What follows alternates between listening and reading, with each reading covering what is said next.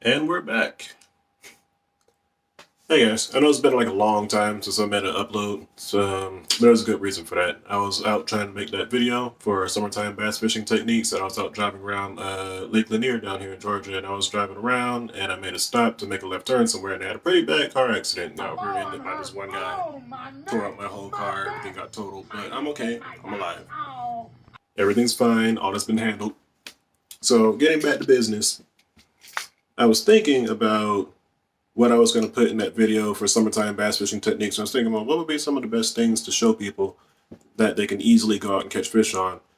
But a lot of those things are kind of oversaturated during this time of the year on YouTube. And I was thinking about it, and I figured a lot of the videos that you guys are watching and things like that are very repetitive, first of all, but also a lot of the time you're being lied to. Not lied to in the sense that whatever they're giving you, whatever information you're being told is bad information or not going to work. There's some good information and there's some bad information. But the thing about it is, the summertime, it doesn't really matter what you throw. And furthermore, it doesn't really matter where you fish. Let me explain. See, in the wintertime, it's one of the hardest times to fish because the fish are in very limited areas. They're a little bit harder to find. They're a lot slower. It takes a lot more effort to be able to find and catch those fish consistently when the water's really, really cold. But on the flip side, during the summertime, this is when the window of opportunity is at its biggest. This is when the strike zone is the biggest, and this is when the fish's metabolism is at an all-time high. They have to constantly move, have to constantly feed. They have to constantly be swinging around looking for the next meal all the time. And so they don't really care what you put in front of them as much during that time of year as it does in the wintertime when you have to be very, very specific and you have to drop things right on their head to get them to eat. See, for a lot of you new guys that are just now getting into fishing, bass fishing in particular, this applies to other species too, but bass fishing in particular, this is how things go.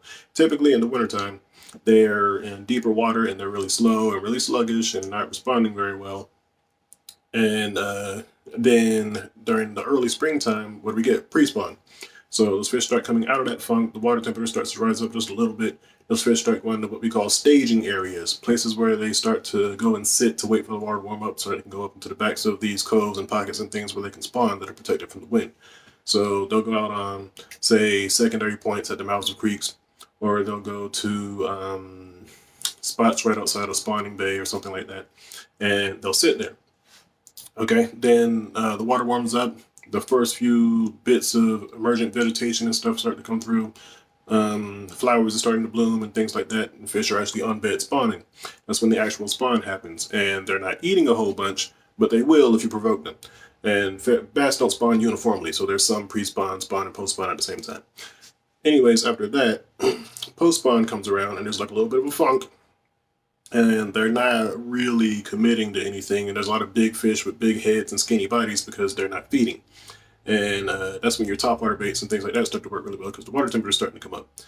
Then we start to get into the pre-summer period, that post-spawn sort of pre-summer period where they start hitting topwater really good and their window of opportunity as far as baits and things go are starting to open up a lot more. They're responding to a lot more baits in a lot more places at this time. And that leads to where we are now, the summer peak. The peak of the summer, it is the all-time high for the year. Activity is at an all-time high. Their metabolism is at the yearly high.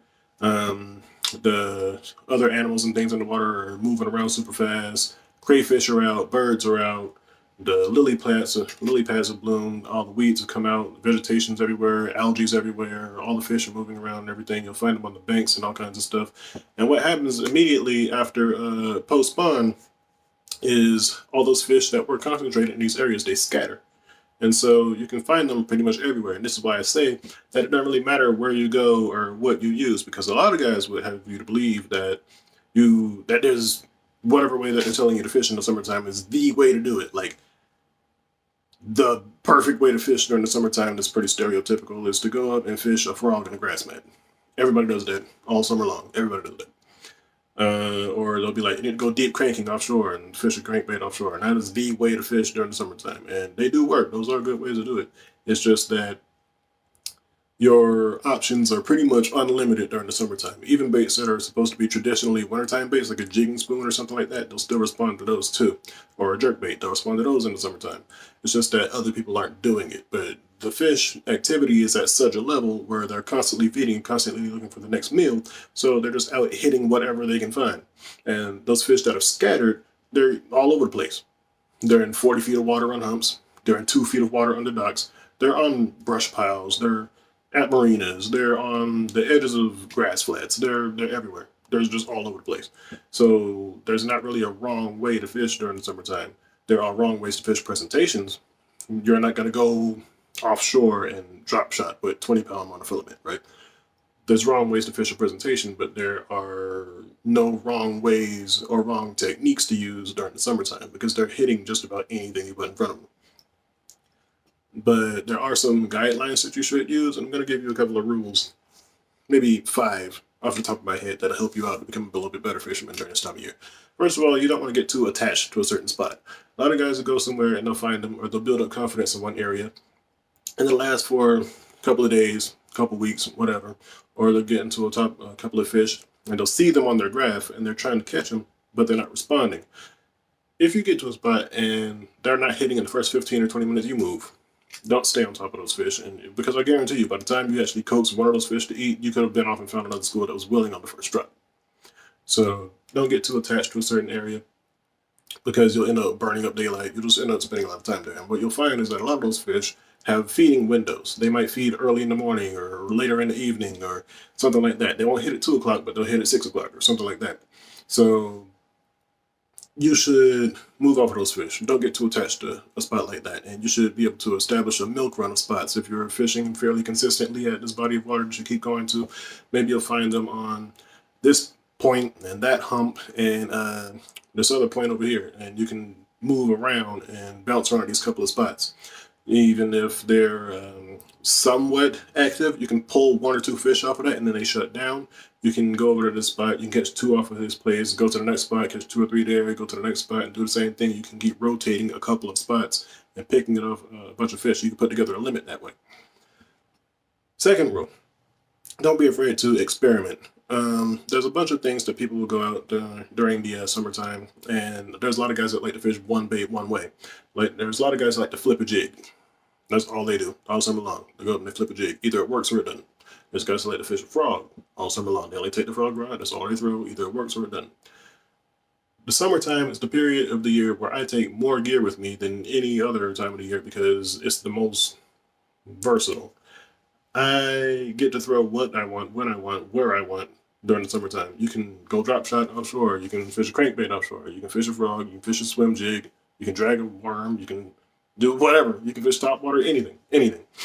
So don't think that using one bait or 2 baits, throwing it in one spot and the fish just aren't there. You should have a couple of different things that you can take to a couple of different places, and you got to be very versatile. You got to be able to switch up on a dime pretty much, especially if you're fishing a tournament. You got some money on the line. You got to be able to switch up on the spot pretty much, and you have to be able to adapt to where the fish are at because that's how these fish survive. That is the sum total of their life, being able to adapt because their environment is constantly changing. They have to constantly be able to adapt to these changes, and you have to be able to do that too. If the fish aren't biting up under a dock, move and go to a grass mat. Throw a frog. That doesn't work. Leave from there. Skip a swim jig. That doesn't work. Go offshore. Go deep cranking. Drag a Carolina rig. Drag a football jig. Find some fish on a sonar. Do some video game fishing. Drop shot them. There's so much stuff going on during the summertime. You got to be able to switch up when you need to. Third rule. Third thing you should probably do during the summertime is don't get too used to fishing certain techniques, certain ways. You get to bend the rules a little bit during the summertime. For example, there's a lot of unorthodox things that I do that a lot of people aren't doing because they're being taught that they only work during a certain window or whatever. Like I was saying earlier about that jerkbait and that jigging spoon. You find fish that are feeding, especially there's a lot of schooling activity this time of year. You find fish busting on top. A jerkbait and a spoon are actually some of the best ways to catch those fish. Or finding a school of fish up under the boat. And instead of dropping them a drop shot, you can drop a jigging spoon down on top of them. Because those bait fish, especially in places where bait fish are really small, they're only about that big, and that's about the size of most jigging spoons out here. and catch a bunch of fish on those techniques that other people aren't doing. Now, it's unorthodox to think about it like that because people are mostly throwing them in cold weather. Those are mostly traditionally cold water baits. They're not throwing them in warm water. So when you come by and you show them that stuff, it's something that they're not seeing and stuff that they won't start seeing until a couple of months from then. When it starts to get really cold, like December, January, those fish are going to be tired, sick of seeing jerk baits. But right now, they're not seeing them at all. So don't be afraid to throw them something that, don't be afraid to bend the rules a little bit and fish things a little bit different. There are wrong ways to fish techniques that just make them inefficient, but there are not too many wrong presentations during the summertime because, again, they're just looking to eat. The fourth thing that you should probably do during the summertime is learn how to fish finesse. There's a lot of guys that just fish bait casters and they like to power fish. And for a lot of you guys who are just getting into bass fishing and you don't know any better, you don't know what all this terminology is, most bass fishermen, we categorize things into two categories, most of our techniques. We have power fishing and we have finesse fishing. Power fishing is anything that's loud, heavy, or fast, like punching a jig through a mat of grass, or fishing a crankbait, or burning a spinnerbait, something like that. Something loud, fast, heavy. And finesse techniques are pretty much anything that is light and very sensitive and very small, things that you fish on a spinning rod most of the time. And a lot of guys don't like to do that because most bass fishermen anyway, can't sit still. They got their foot on the trolling motor, they're going down the bank, they're constantly pitching, constantly casting over and over and over again. They can't sit still. They don't want to get over the top of fish in 40 feet of water and barely shake something in front of their face. They can't do it. But that will work in the summertime when nothing else does. If you have found fish, or you can't find fish, or they're not eating, finesse fishing is normally the remedy for that. You drop down to something really small, really light, and you fish it as subtly as you can, and you can a lot of times coax fish into biting that would not have hit otherwise. Last thing, fifth thing that you should probably do during the summertime to get better results is to, especially if you're a bank fisherman, you need to fish shade. You need to look for shade lines during the summertime. Fish don't have eyelids. They can't go anywhere to get out of the sun except for deeper water and in places where there's shade. So heavy shade can help you out a lot if you're a bank fisherman. Keep a pair of polarized sunglasses on you because during this time of year, you'll find fish patrolling the banks and doing all kinds of stuff where you won't see them doing it the whole rest of the year because, again, these fish are hunting. Their metabolism is super, super high. They've got to feed. So they're swimming all over the place. And you can walk down the bank at just about any pond or any local reservoir, whatever it is that you'd like to go to. You can walk up and down the bank, and I promise you, you'll find a bass on the bank somewhere, and you might spook him and go running off the bank. Especially if you see them sitting up under a tree or something like that. They need that shade. So, and they're hungry, they're feeding. And they'll use that shade as an ambush point a lot of times. They'll sit on the edge of it, and then when a bait fish comes by, they'll rush out and grab them.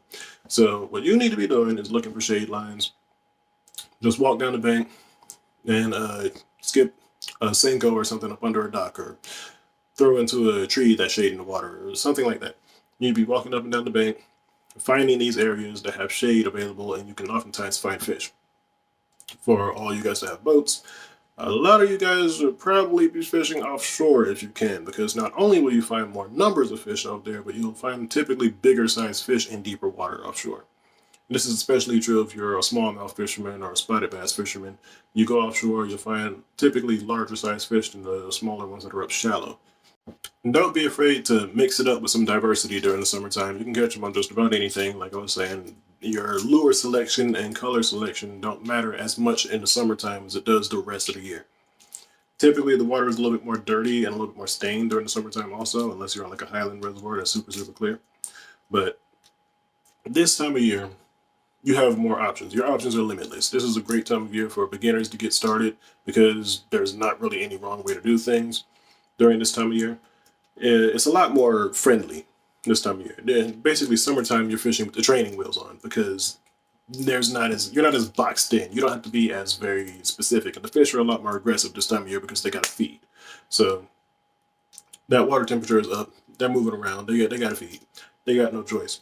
It doesn't even matter when you fish. You can go early in the morning, you can go in the evening, you can go right smack middle of the day, you can fish at night. Night fishing during the summertime is very popular too. I might make a video about that, but Oh yeah, the most important thing is just get out there, because one way or the other, if you can find fish, you show them presentation that they're gonna eat, that they want, they're gonna eat it this time of year. You don't have to be as specific. You don't have to be. It's not as tedious. You don't have to be as. You don't have to be as very micro specific and make little micro adjustments like fishing a jerkbait in the wintertime and going up one hook size or down one split ring size or whatever to get the perfect. You don't have to do any of that stuff during this time of year. You can just fish however you want, and they'll hit anything from the smallest crankbaits and little net rigs and whatever else to the biggest swim baits that money can buy. You don't have to worry about none of that stuff. This time of year is very forgiving. So the most important thing is just get out there, man. So I hope that this helps out a lot of you guys and maybe gets a lot of you to start branching out from things that you've been told. I hope that helps out a lot of you guys. I'm thinking about doing daily uploads, even if it's just sometimes just stuff like this where I just talk fishing. Maybe that'll help a few people out or save some people some money out there, because there's a lot of fishing gear that's really expensive. You just use what you got this time of year. It's fine. So I'll see you guys in the next one, man. Appreciate it.